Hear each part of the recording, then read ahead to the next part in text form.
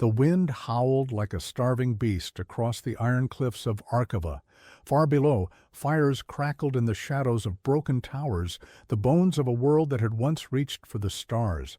Now the people clung to survival, wrapped in leathers and scars, trading blood for warmth and superstition for hope.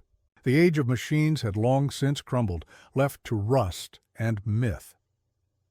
In its place, iron blades and ancient thrones had returned. And above them all, in a palace carved from volcanic obsidian, sat the Crimson Crown, Queen Rachel. Her pale skin glistened beneath the shimmering silk of her robes, spun from imported gossamer, dyed in colors no longer found in nature. She lounged atop a throne built from the skulls of extinct beasts, her white hair flowing down like a cascade of frozen fire. Jewels adorned her fingers, but it was her eyes that no one could forget, burning red, as if kissed by the very sun. She did not blink often. She did not need to. The court below her was silent, always silent. For in Rachel's presence, silence was safer than speech. Her kingdom bled for her comfort. Every coin, every loaf of bread, every hammer stroke, and every harvest, all of it fed the queen's insatiable court. Her gardens bloomed while the outer villages withered. Her soldiers wore armor while children in the east froze to death in animal hides. Her needs were law. Her word was flame. And she was worshipped for it, not out of love, never that, out of fear. Fear of what she'd done to the high scribe, who once questioned her decree. Fear of how she'd burned a man's heart out of his chest, without touching him when he dared mock her voice. No one knew the full extent of the power she wielded, only that they came when she was angry. And Rachel was very often angry, but not with him, never with Chris. He stood behind her throne that night, silent in his black velvet tunic, swordless and expressionless. His eyes, a soft gray, seemed to catch the glow of the braziers more warmly than Rachel's ever could. He was not born of nobility. He had been a hunter once from the western bogs before Rachel found him in the arena and spared him, or claimed him. It was hard to tell which. Their love was quiet, violent, raw. At times, Rachel would whisper to him in the dead of night, shaking from nightmares she would never admit to anyone else. Other nights, they didn't speak at all, just lay beneath the fur-lined sheets like ice beside fire. Two broken souls who had forgotten how to be human. "Your people are starving," Chris said one night, his voice low. Rachel didn't turn her head. She rarely did when she was being warned. "They always starve. It makes them grateful." "They don't pray any more," he said. "They curse your name now, even the children." A long silence stretched between them. The firelight danced across her cheekbone as she slowly exhaled. "I've given them peace," she said coldly. "No war, no invaders. They rot in safety. They should thank me for that." Chris stepped forward, his boots echoing softly on the marble floor. "And if they don't?" Rachel finally turned to look at him. Her red eyes flickered like coals. "Then I remind them why they did," she said. From the towers outside, the wailing of wolves, or perhaps men, echoed into the night. The queen stood. As she descended the steps of her throne, the great hall shifted. No one moved, but all watched. Even the marble statues seemed to bow in her presence. She walked toward the high balcony, her long cape trailing like smoke behind her. Chris followed, but slower now. As she reached the ledge, she looked out over her kingdom. It sprawled beneath her like a dying beast. Villages of mud and bone, roads of ash, broken windmills and towers overrun by moss. And at the very center, her palace, rising like a knife in the chest of the world. Rachel inhaled the cold air and smiled faintly. "The world is cruel," she said. "I simply wear its face." Chris stood beside her. He looked at the same world, but saw a different one, a better one, or maybe just a lost one. He said nothing. Behind them, somewhere in the deep bowels of the palace, A messenger was being beaten for bringing bad news. Another village had fallen to famine. A supply road had been burned. A local temple had replaced Rachel's statue with a carved effigy of a faceless god. But none of that mattered. Not tonight. Not while the queen still wore her crown, and her throne still stood. And yet, somewhere in the darkness, something had begun to shift. A whisper, a spark, a change, and it would begin not with a rebellion or an army. It would begin with love, a forbidden, fragile thing, a choice. The cold morning air howled over the jagged towers of Haldreth, Rachel's capital, a city carved into obsidian cliffs and wrapped in the frost of the highlands. At its core stood the ebony spire, her palace, a spiked and magnificent structure made of volcanic stone and laced with crimson glass windows that cast blood-colored light across its halls. Inside, Queen Rachel sat upon her high throne, draped in cascading white silks that shimmered like snow in moonlight.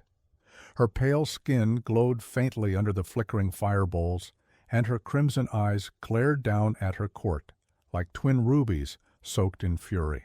Her snow-white hair was braided tightly behind her crown, an antlered headdress forged from the bones of ancient beasts.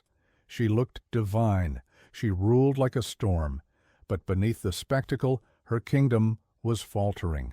Rachel had diverted nearly all royal funds into her private reserves, building personal halls, importing rare jewels, hosting endless feasts for her own amusement. Her elite guards wore armor of blackened silver, while the villages below starved through the longest winter in a century.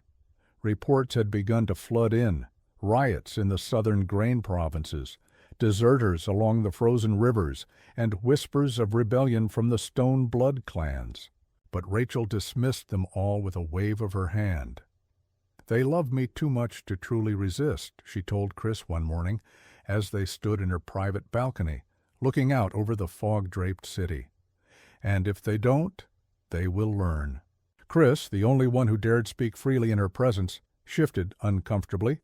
Tall and quiet, with sunburnt skin and a gaze like an old wound, Chris was not of noble blood. Once a mercenary captain, now Rachel's lover and reluctant confidant, he had seen kingdoms fall before and saw the same cracks forming here. "They fear you," he said softly, "but fear does not buy loyalty, not forever." Rachel turned to him, her red eyes glowing softly. "Loyalty is overrated. Obedience is better." He didn't respond. The silence between them wasn't hostile.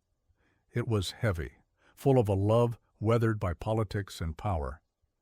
Later that day, a messenger burst into the throne room, bruised and wind-chilled. "Your Majesty," he gasped, "the western cliff hold has fallen. The people there, they burned the tax wagons. They claim the Queen has forsaken them." Rachel's face hardened like ice. "Then they shall be reminded of who I am." "But there's more," the messenger whispered, trembling. "They've found something buried in the ruins, a ruin older than the kingdom itself, and they say something stirs beneath it." That made Rachel pause. Chris's eyes narrowed. "What kind of something?" The messenger could barely speak. "They called it the Leviathan Shrine, ancient, sealed in frost and bone. They say a god sleeps inside, a real one." The throne room fell into silence. Even the fire bowls flickered low, as if afraid of what had been spoken. Rachel stood slowly. "Ready my riders. I will go myself." Chris stared at her, shocked. "You? To a rebellion zone?" She turned to him with a smile, wicked, beautiful, and unafraid.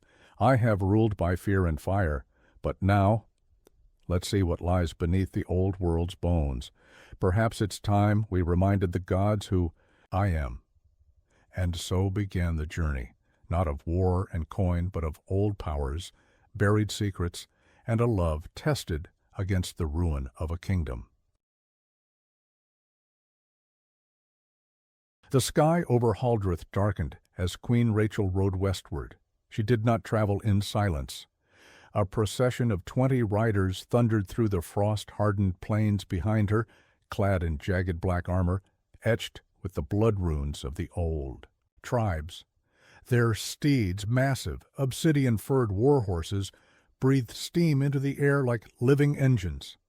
At their center rode Rachel and Chris, side by side, but miles apart in spirit.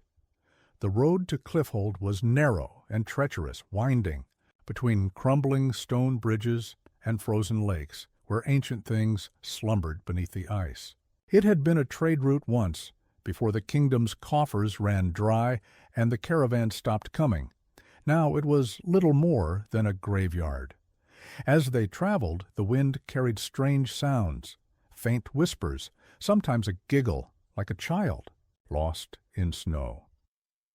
Other times Rachel heard her name spoken, so soft it was as if the wind itself remembered her. Rachel. At first she dismissed it as paranoia. The air was thinner here, and sleep came uneasily. But on the third night by the HFY, Chris noticed the same thing. "You hear it too, don't you?" he asked, staring into the flames. His voice was quiet, stripped of armor. Rachel nodded, not looking at him. "Something old is watching." They didn't speak again that night, not of it. The next day they came upon a ruined village. Frost-bitten corpses lined the main path, their eyes glassy with terror. No wounds, no blood, just gone. Rachel dismounted and walked alone through the center, her cloak trailing over the snow like spilled ink. The buildings had been torn apart, but not by men, not even by animals. No claw marks, no fire. The wood looked as if it had rotted from the inside out. Chris followed behind her, blade drawn. He bent down beside one of the corpses. There's no sign of struggle. Rachel crouched beside another, a young girl with a frozen doll clutched in her arms. They simply stopped. "Being," she whispered. Then came the voice, not from a throat, not from the air, from beneath. "She comes. She bears the blood of the white flame. Her breath is smoke. Her throne is rot." Rachel shot to her feet, eyes glowing like twin suns. The riders behind them drew weapons, startled.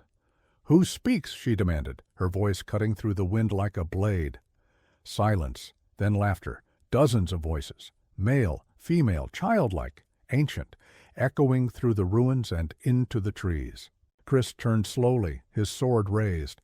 "This is no rebellion, Rachel. This is something deeper." The sky above them shifted, not clouds, not storm, a ripple, as if the heavens themselves were watching, and blinked. That night they camped, far from the ruins.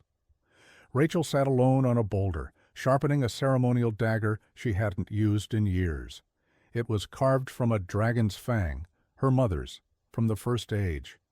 Her thoughts drifted to when she had taken the throne. So young, so ruthless. Had she always been so obsessed with power? Chris approached her quietly, a fur cloak wrapped around his shoulders. "You're not afraid," he said. She didn't look at him. "Of course I am. I just wear it better than most." He crouched beside her, their shoulders brushing.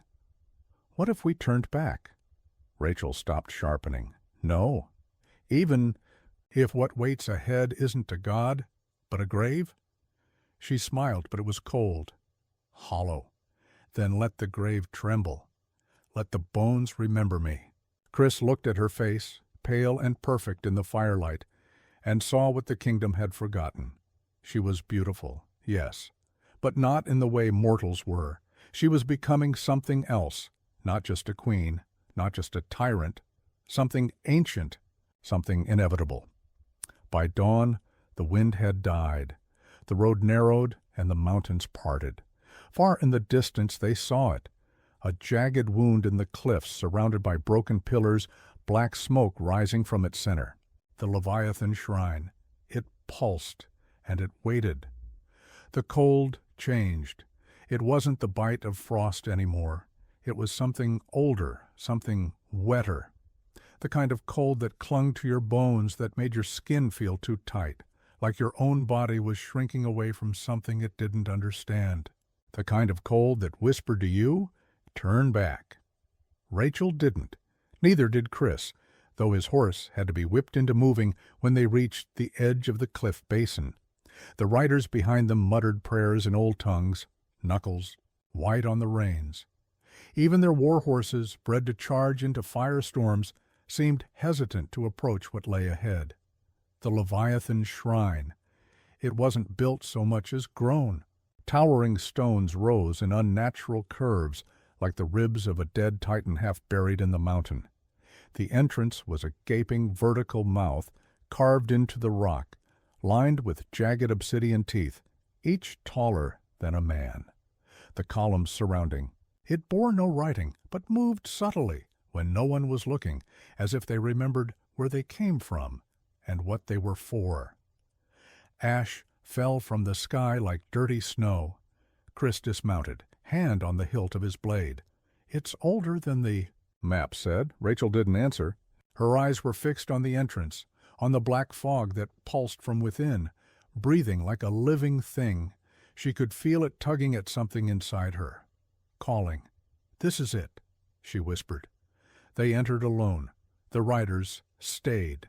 Behind, either by order or by terror, and the two stepped between the Leviathan's teeth, swallowed by shadow.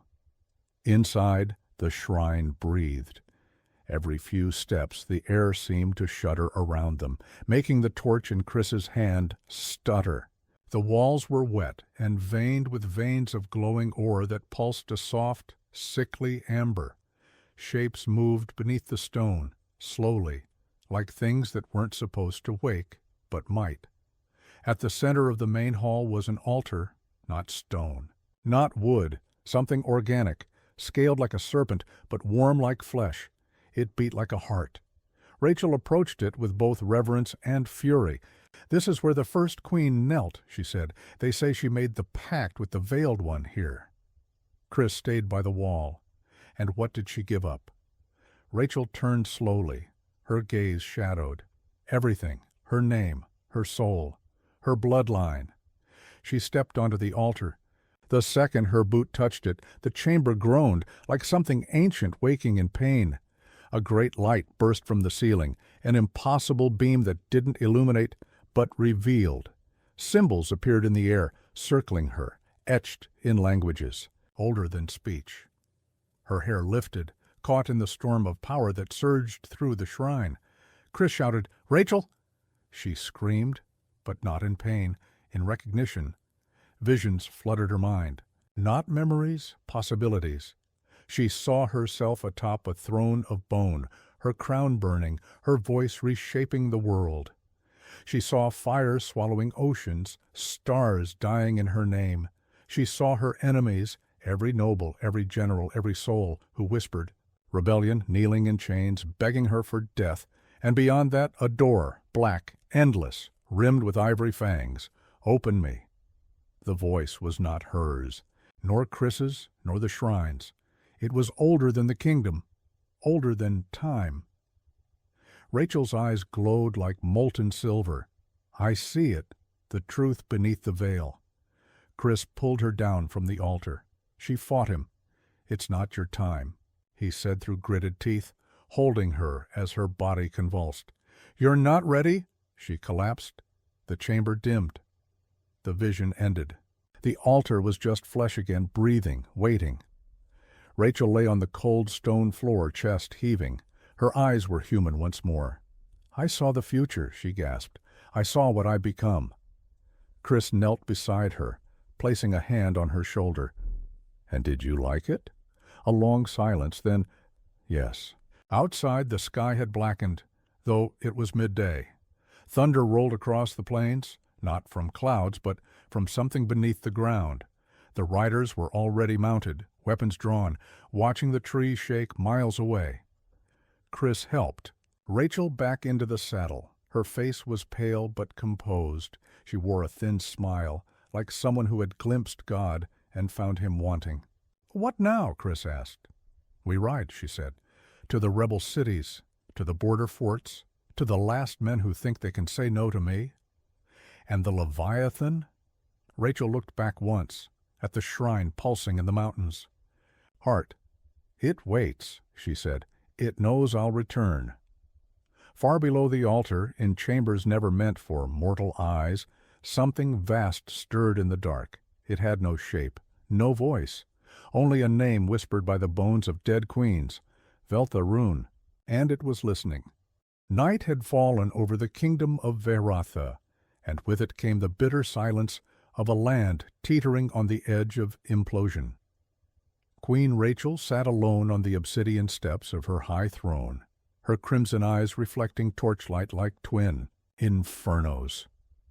Her gown, woven from translucent scales of silver beetle silk, flowed behind her like water as she stared down at the empty hall. Not a single courtier dared to speak to her, not after what happened in the Mirror Vale. The Mirror Vale, once a verdant refuge nestled between the Razor Cliffs and the Wraith River, had been reduced to ash and twisted metal. What was meant to be a minor rebellion, a protest over Queen Rachel's diversion of all kingdom funds to maintain her own glittering palace and pleasure, had spiraled into a brutal, blood-soaked siege. It was Rachel who gave the order. It was Chris who executed it. 3 days earlier, Chris had returned from the borderlands, riding a black-horned Jal beast, his armor splattered with soot and blood.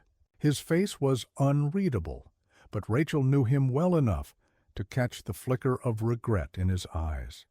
He kneeled before her then, not out of protocol, but weariness.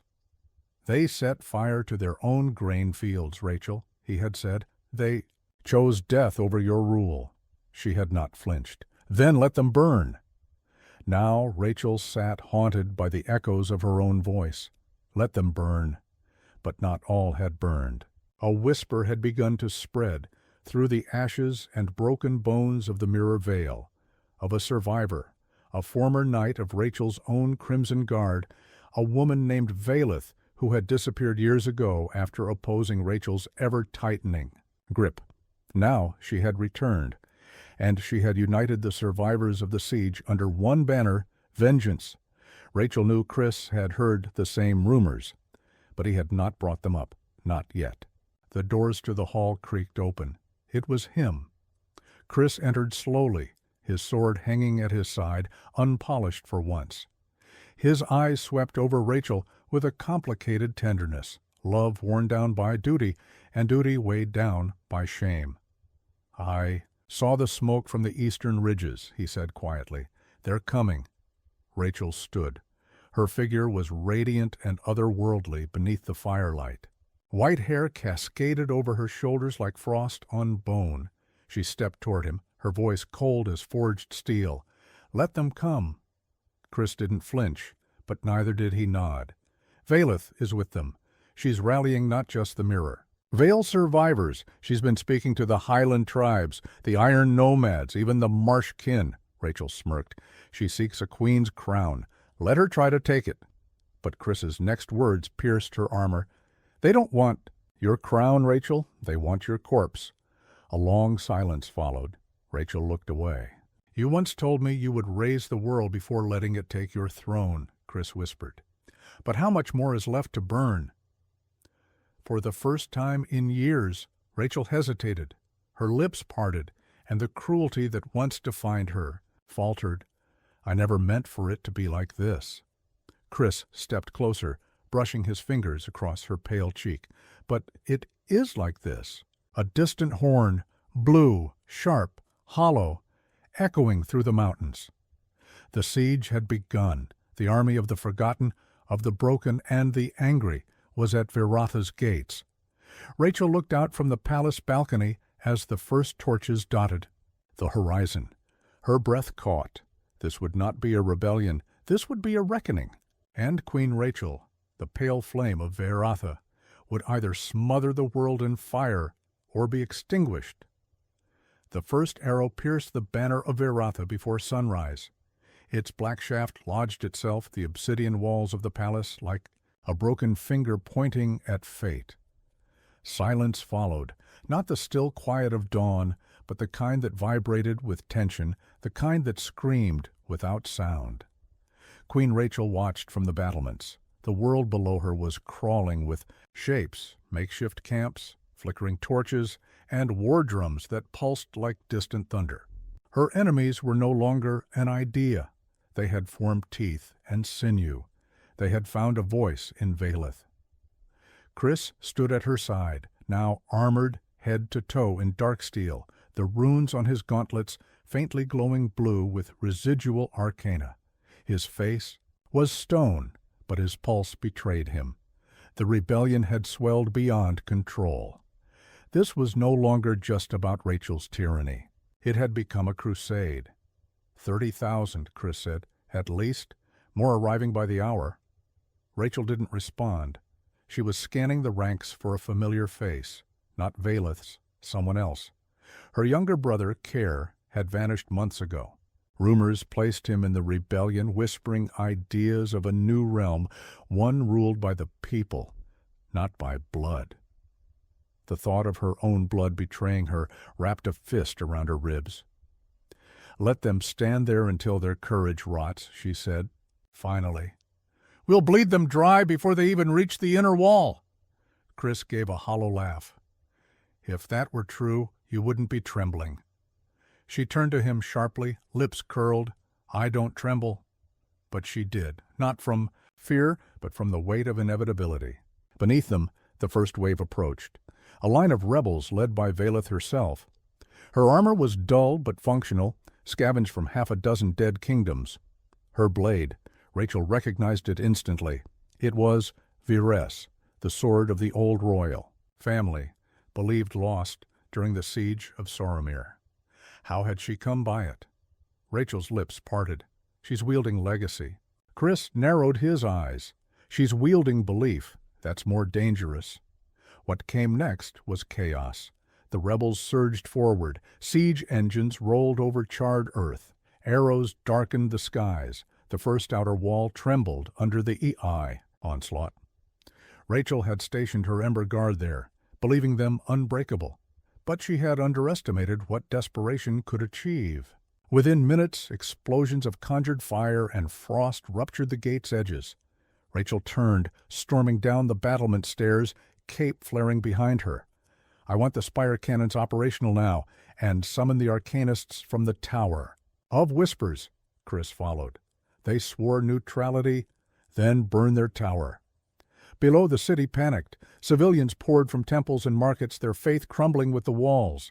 Her soldiers scrambled to hold the second line, but too many of them looked to Chris for direction now. Not her. She burst into the inner sanctum of the war chamber. Maps littered the great obsidian table. The royal council stood silent. None had answers. Then a voice broke the stillness. "She's fighting for more than just revenge." It was Lord Marek, her former advisor, thought dead. He was gaunt, a shadow of his former self, but alive. A scar ran from his brow to chin. His voice wavered. "Valeth is not after your throne. She wants to break the idea of royalty itself. She's calling this the Sundering Dawn. Once Veratha falls, every kingdom chained to a crown will burn next." Rachel stared at him. "And you support her?" "No," he said, "but I understand her." Those words cut deeper than any blade. She dismissed the council and returned to her chamber. It was not fear that gripped her now, it was clarity. For so long, Rachel had ruled with fire, believing power alone would keep her aloft. But the world was shifting. Belief was no longer hers to command. Night fell like a hammer, and as Veratha shook under the fury of its forgotten children, Rachel's stood alone in the center of her throne room, staring at her reflection in the polished obsidian floor.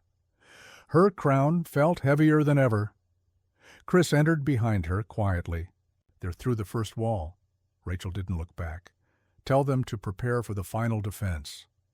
And if we lose," she turned, eyes glowing like dying stars, "then we make them earn every inch of our blood." The silence screamed again. This time it sounded like a kingdom cracking apart.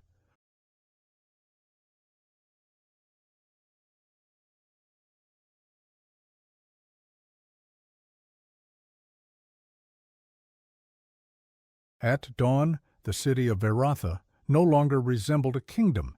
It resembled a wound. Smoke coiled from broken towers. Ash fell like snow over once pristine marble streets, now stained red. The first wall had collapsed, and the second was burning. Yet the capital stood not out of strength, but out of defiance. Like a dying lion that refused to collapse, it bared its teeth, bleeding, but breathing. Chris moved through the corridors of the palace like a phantom, armor scorched, boots echoing over cracked obsidian tiles. He passed servants praying to silent gods, children clinging to statues of long-dead kings, and nobles arguing over escape routes, while the world burned just outside their windows. He wasn't looking for them. He was looking for her. He found Rachel in the Sanctum of Crowns, a chamber no enemy had ever entered, not even time. The room glowed with candlelight and history, dozens of crowns, worn by the rulers of Veratha for over 9 centuries, rested on obsidian pillars like severed heads on pikes, each one a symbol of a legacy both glorious and cruel. Rachel knelt before one, the iron laurel of Queen Amera, forged from the swords of 10 defeated kings. She wasn't praying, she was remembering. Chris spoke gently. "The rebels have reached the garden walls." Rachel didn't move. "They say she fights like her mother." Chris nodded. "She does." A beat passed, then Rachel rose. "Do you think I'm a monster?" He didn't answer. "It's not a trick question, Chris. I need to know." He met her eyes. They were tired, but not broken. "I think you're a storm that forgot it could rain." Rachel smiled, but it was the kind of smile you give to a soldier before ordering them to die. She turned and walked toward the chambers, heart past the crowns, past the weight of lineage, until she reached the pedestal where her own crown rested, sleek black, edged in crimson. She didn't put it on. "Burn it," she said. Chris blinked. "What?" "Burn the crown, right now, with your blade." "Rachel, that's not going to stop the—" "I don't care about stopping them. I want to choose how I fall." Chris hesitated, then unsheathed his sword, Vorigel, the blade he had carried since the siege of the 9 Isles. He looked at the crown. The metal almost seemed to whisper. Then he swung. The steel met obsidian. A scream, not of pain, but of legacy, rang out through the chamber as the crown split down the center, sparks flying. The room seemed to exhale. Something ancient died in that moment. Rachel stepped back. She looked at Chris. "Now let's go meet our executioners." Outside, the gardens of the Vale were a battlefield of beauty and blood. Statues of saints stood headless. Ivy burned. And through it all came Velith. She moved with purpose, sword drawn, her rebels fanned out behind her. They had expected resistance. They found none. Rachel met them at the final gate, flanked only by Chris and a dozen loyalists. The 2 women locked eyes. Velith broke the silence. "No throne today?" Rachel shook her head. "I broke it." "Why?" "Because it's what you wanted." Velith stepped forward slowly. "And yet you still stand in the way." Rachel smiled. "Not in your way, in your mirror." The words struck harder than any blade. For a heartbeat, the air between them became sacred. Then Velith raised her sword. "We end this." Chris stepped forward, but Rachel stopped him. "No," she said. "This is mine." What followed was not a duel. It was a reckoning. Steel clashed, sparked, screamed. Rachel, once a queen of cruelty, fought not as a monarch, but as a ghost, trying to prove she once lived.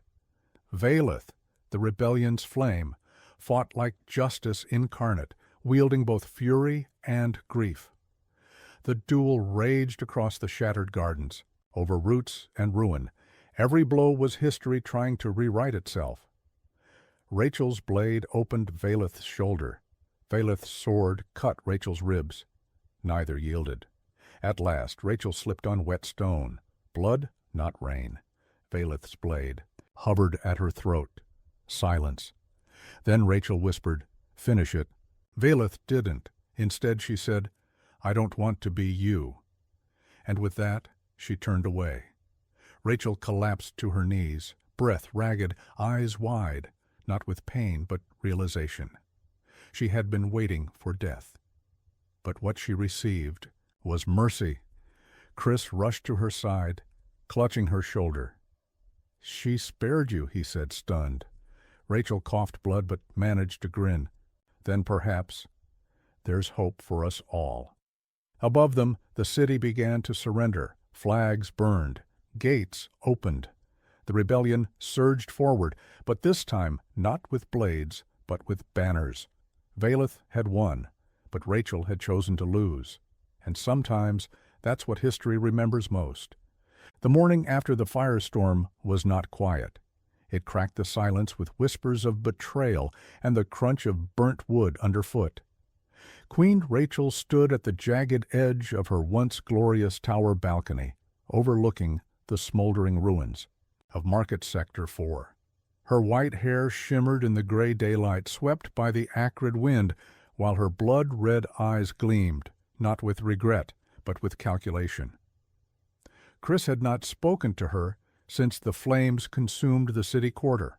The rebels, those filthy traitors, had torched it in the night, blaming her for the famine, the empty coffers, and the slaughter in the mines. But Rachel's focus was elsewhere. Her mind moved like the black panther she wore across her breastplate, silent, swift, and always seeking the throat. Behind her, Chris entered quietly, not in armor, not in silk, just in silence. He no longer looked like the man who had once carved stars into her ceiling with stories. Now he looked like a mirror she didn't want to look into. Another market gone, 3 districts now in smoke. "You've pushed them to the edge, Rachel," he said. She turned to him, robes catching the wind like wings, crown crooked from the weight of sleep lost. "I have only ever taken what was necessary. To remind them what they owe their queen," she said. "What do they think feeds the throne? Love?" Chris walked to her side, watching the smoke rise like a funeral chant. "What do you think a throne is, Rachel? A monument? A golden idol? It's just a seat, until the people kneel to it, and they're no longer kneeling." A tense silence stretched between them, the kind that could slice skin, but Rachel didn't flinch. She was born of harder nights, raised in the pit halls of Iskar, carved by steel and shadow, and yet her heart thudded, not with rage, but something close to fear. Because Chris was right, the treasury was hollow. The gold, once flowing like rivers under the palace, was spent on imported silks from the drowned cities of the East, on feasts that lasted weeks, on her mirrored throne carved from a fallen star. And now the rebels were not only torching her streets, they were amassing. She had heard whispers, a prophet among them, preaching of a new queen, a pure one, a fair one, a lie. "Then I will make them kneel again," she whispered, with fear, if not with loyalty. Chris placed a hand on her shoulder, soft, not commanding, but real. "Or you could make them follow you because they believe in something. Rachel, you still have a chance to choose what kind of queen you want to be." Rachel's breath hitched. For the first time, doubt cracked the porcelain of her poise. She turned to him. "And what would you have me do, Chris? Give back the silks? Tear down the tower? Crawl on my knees to their camps and beg?" "No," he said. "Ride out to them. Speak. Not from the throne, but as a woman. As Rachel." She laughed, a short, bitter thing, but her fingers trembled as they clenched the railing. "And if they kill me," Chris's voice was steel, "then you die with honor, not behind walls, but among those you once ruled." Rachel's eyes met his. There was something in his gaze that burned hotter than the city's ashes. Conviction. And suddenly, Queen Rachel, the cruel monarch, the pale empress of stone, felt something unfamiliar settle in her chest. Resolve. The moon was a ragged coin in the sky, half burned and watching. Beneath its pale light, Queen Rachel rode through the lower slums of her kingdom for the first time in years, not as a queen, but as a shadow of one. Gone were the velvet cloaks, the jeweled circlet, the shimmering entourage. What remained was steel, and beside her, like a blade unsheathed, rode Chris.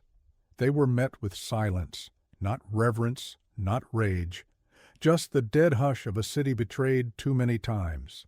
Rachel's horse clopped down broken cobblestone streets where children once danced in festival parades. Now, windows were boarded, banners were torn, and ash hung in the air like snow that never melted.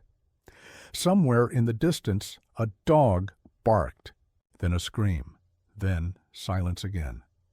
They stopped before a blackened statue at the heart of the rebel-held district. It had once been Rachel's own likeness, regal, tall, holding the flame of progress. Now it was defaced, covered in soot and graffiti.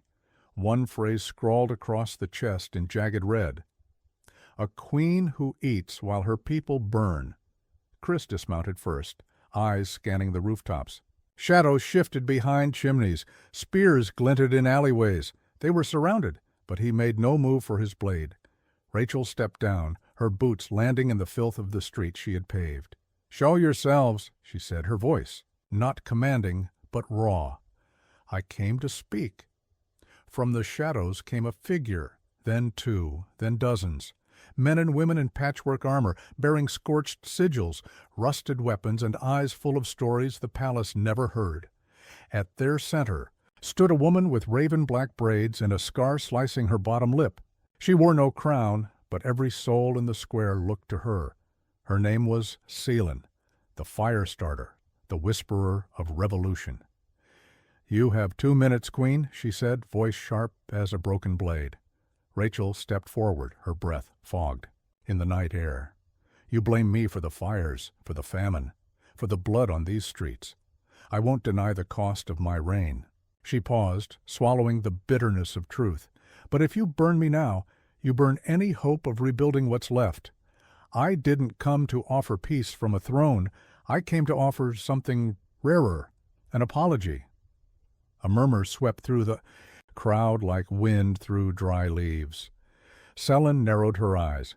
"Words are cheap, Rachel, cheaper than bread. What do you think that apology buys?" Rachel met her gaze. "A chance to make things right?" She pulled a scroll from beneath.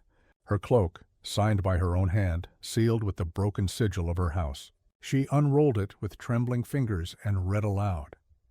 "Effective immediately, the throne will fund the reconstruction of the southern districts using the royal vault. All remaining grain stores will be redistributed. The title of Queen shall be dissolved into a council rule, one in which this rebellion will have equal voice." Seelan's face didn't change, but her eyes flicked to the people behind her, then to Chris, who stood silent like a sentinel. "And what of justice?" she asked. "What of the mothers who buried their sons beneath your gold?" Rachel stepped closer.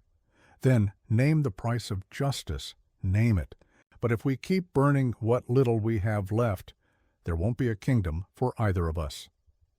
Seelan held her gaze for a long, tense moment. Then, slowly, she stepped forward and extended a hand.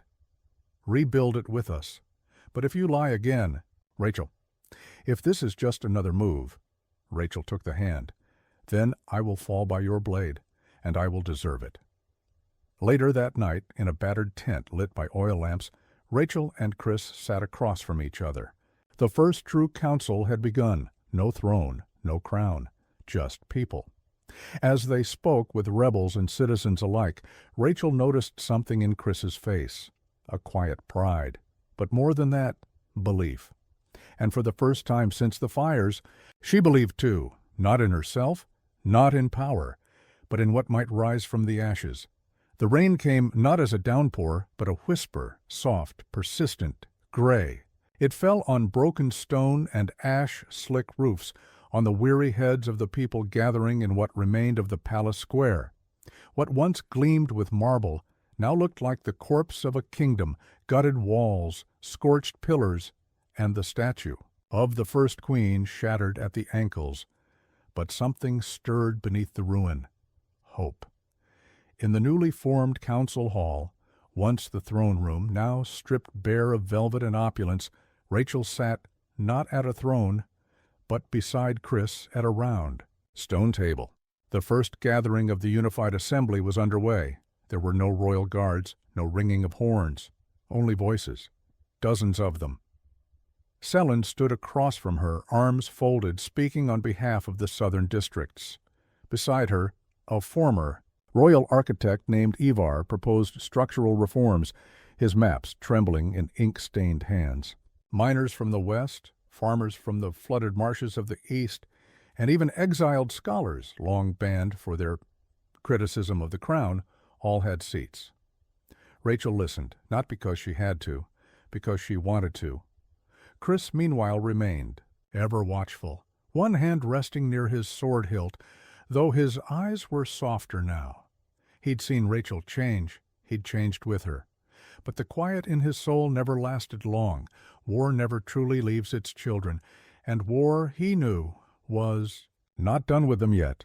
That night, as torches flickered against the walls and the sound of hammering began echoing across the capital, repairing not just buildings, but belief, Rachel stood at a balcony overlooking the city. She wore no crown, only a rain-soaked shawl. Chris joined her, his footsteps silent as always.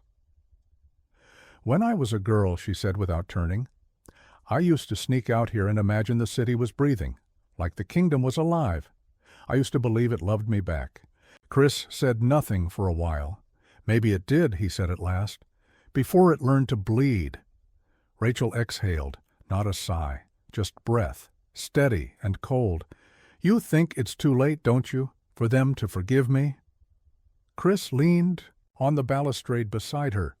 "I think forgiveness is earned, but redemption is something else. It's chosen, over and over again." She looked at him then, eyes searching. "And you? Do you believe in what we're building?" Chris hesitated, rain dotting his shoulders like tiny stars. "I believe in you." There was silence between them, soft and heavy as velvet. Then Rachel leaned her forehead against the stone and whispered, "Then I won't fail. I can't." But peace, as always, was a coin with two faces. Far to the north, in the forgotten ruins of the citadel of Etherfell, something moved. A man in a robe of nightshade silk walked through corridors laced with ancient symbols, his footsteps silent on obsidian tiles. His name was Varen Locke. He had once advised Rachel's father, a man of secrets, a scholar of forbidden arts, banished when the court discovered the truth of his experiments, runes carved into bones, whispers summoned from the veil, and machines that moved without breath. Now he was back, and he was listening. Varen stood before a device older than the kingdom itself, a sphere of floating shards suspended in runes that shimmered with unnatural life. A voice echoed from within, though it spoke no words, only feeling, hunger. "The queen rebuilds," Varen said calmly. "Let her. A phoenix must rise before it can be caught in the cage again." He touched the sphere, his eyes turned black. "Let her think the world can be healed, and when her hands are calloused from rebuilding it," the machine pulsed, "we'll break it all over again." Back in the palace, Rachel returned to the council chambers long after midnight. Maps covered the tables, plans, numbers, names, so many names. She traced her fingers over one, a child from the southern fires who had died unnamed. Someone had finally added her to the registry. "Ellen," she whispered, letting her name echo in the dark. Chris stood in the doorway, arms crossed, a shadow behind her light. "You never sleep." "Not anymore," she replied. He entered, quiet as always, and set something down beside her. A battered journal, hers. "You dropped it when the city burned. Thought you'd want it back." She stared at it for a long time, then picked it up.